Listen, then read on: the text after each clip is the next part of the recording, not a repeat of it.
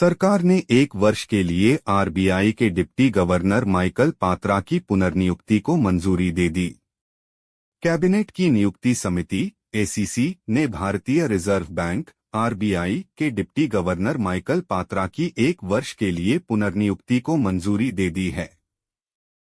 पात्रा को जनवरी 2020 में आरबीआई का डिप्टी गवर्नर नियुक्त किया गया था और पिछले साल उन्हें एक साल का विस्तार मिला था। बैंक के 3 अन्य deputy governor M Rajeshwar Rao, T Ravishankar और स्वामीनाथन जे हैं। केंद्रीय मंत्री अश्विनी वैष्णव का कहना है कि पहली made in India memory chip का उत्पादन 2024 में गुजरात में होने की उम्मीद है। केंद्रीय इलेक्ट्रॉनिक्स और आईटी मंत्री अश्विनी वैष्णव ने कहा कि पहली made in India memory chip का उत्पादन इस साल गुजरात में होने की उम्मीद है। गांधीनगर में वाइब्रेंट गुजरात ग्लोबल समिट में सेमीकंडक्टर और इलेक्ट्रॉनिक्स पर एक सेमिनार को संबोधित करते हुए मंत्री ने कहा कि गुजरात में माइक्रोन का निवेश भारत में सेमीकंडक्टर पारिस्थितिकी तंत्र बनाने का मार्ग प्रशस्त करेगा। आरबीआई ने गंदे नोट प्रेषण में कमी पर बैंक ऑफ बड़ौदा पर लगाया गया 5 रुपये करोड़ का जुर्माना माफ कर दिया। बैंक ऑफ बड़ौदा बीओबी ने कहा कि भारतीय रिजर्व बैंक आरबीआई ने गंदे नोट प्रेषण में कमी के कारण पहले लगाए गए 5 रुपये करोड़ के जुर्माने को माफ करने का फैसला किया है। जुर्माने का कारण गंदे नोटों के प्रेषण में कमी को बताया गया, जो सामान्य टूट-फूट वाले नोटों के प्रबंधन में समस्याओं का संकेत देता है। पूर्व सीआईएसएफ प्रमुख शील वर्धन सिंह को यूपीएससी सदस्य के रूप में नियुक्त किया गया। केंद्रीय औद्योगिक सुरक्षा बल सीआईएसएफ के पूर्व प्रमुख शील वर्धन सिंह को संघ लोक सेवा आयोग यूपीएससी का सदस्य नियुक्त किया गया है।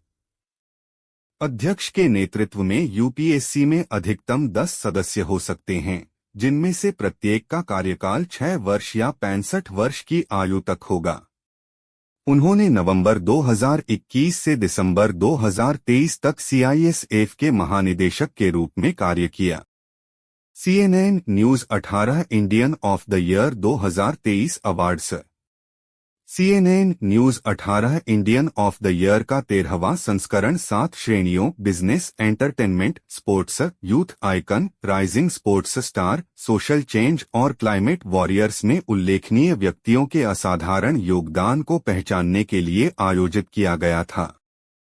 दुनिया के सबसे ताकतवर पासपोर्ट 6 देश शीर्ष पर, भारत 80वें स्थान पर।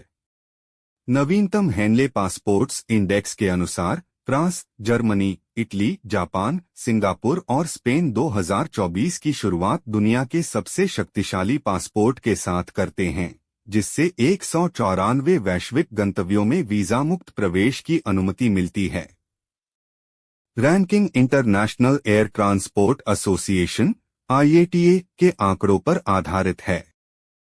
पिट ने स्टार्टअप इंडिया इनोवेशन वीक 2024 का आयोजन किया। वाणिज्य और उद्योग मंत्रालय का उद्योग संवर्धन और आंतरिक व्यापार विभाग DPIIT 10 से 18 जनवरी तक स्टार्टअप इंडिया इनोवेशन वीक 2024 का आयोजन कर रहा है।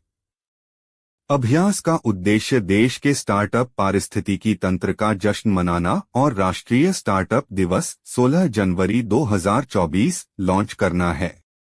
नितिन गडकरी ने पंजाब में 4000 करोड़ रुपए की 29 राजमार्ग परियोजनाओं का उद्घाटन और शिलान्यास किया। केंद्रीय सड़क परिवहन और राजमार्ग मंत्री नितिन गडकरी ने पंजाब में 4000 करोड़ रुपए की 29 राष्ट्रीय राजमार्ग परियोजनाओं का उद्घाटन और शिलान्यास किया।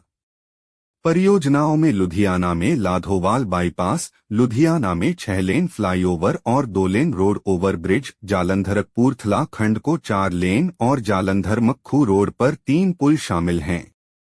शेख हसीना के नेतृत्व वाली अवामी लीग ने राष्ट्रीय चुनावों में बहुमत हासिल कर लिया है। बांग्लादेश में शेख हसीना के नेतृत्व वाली अवामी लीग ने राष्ट्रीय चुनावों में बहुमत हासिल किया। शानदार जीत के साथ अवामी लीग की अध्यक्ष और मौजूदा प्रधानमंत्री शेख हसीना लगातार चौथी बार सरकार बनाएंगी। मीडिया रिपोर्ट्स के मुताबिक अवामी लीग ने 299 में से 223 सीटें जीतकर संसद में 2/3 बहुमत और लगातार चौथी बार जीत हासिल की। विश्व हिंदी दिवस 10 जनवरी 10 जनवरी को विश्व हिंदी दिवस मनाया जा रहा है। विदेशों में हिंदी भाषा के उपयोग को बढ़ावा देने के उद्देश्य से हर साल यह दिन मनाया जाता है। इस दिन 2006 में दुनिया भर में भाषा को बढ़ावा देने के उद्देश्य से नागपुर में पहला विश्व हिंदी सम्मेलन आयोजित किया गया था और तब से हर साल 10 जनवरी को विश्व हिंदी दिवस के रूप में मनाया जाता है।